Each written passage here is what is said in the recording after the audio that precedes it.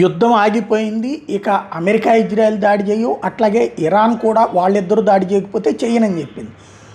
యుద్ధ విరమణ జరిగిపోయిందని ట్రంప్ ఘనంగా ప్రకటించాడు. కానీ కొద్దిసేపటి క్రితం దుబాయ్ మీద భారీ ఎత్తున దాడులు జరిగినాయి. అంటే మరి ఐఆర్జీసీకి వీళ్ళకి సంబంధం లేదో ఏంటో తెలియదు.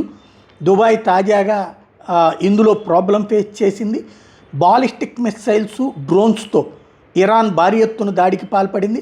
దుబాయ్లోని వివిధ ప్రదేశాలలో ప్రజలు భయభ్రాంతులకు గురయ్యారు. మళ్ళీ సైరన్లు వినిపించినాయి. ఇక 15 రోజుల దాకా ఏమీ లేదనుకున్నటువంటి వేళ సైరన్లు వినిపించినాయి. అందరూ కూడా సురక్షిత ప్రాంతాల్లో దాక్కోవాల్సి వచ్చింది. బాలిస్టిక్ మిస్సైళ్ళు వచ్చి అక్కడ తాకే ప్రయత్నంలో వాటిని దుబాయ్కి సంబంధించిన ఎయిర్ డిఫెన్స్ సిస్టమ్ మధ్యలో ధ్వంసం చేసింది. ఆ టైంలో పేలుడు పదార్థాలు కొంత కింద పడ్డాయి.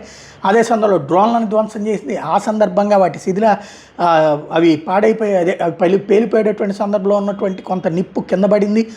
మళ్ళీ దుబాయ్ ఫేస్ చేసింది. అంటే ఇరాన్ కాల్పుల విరమణ అన్నటువంటిది పక్కన పెట్టినట్టే కనబడుతుంది.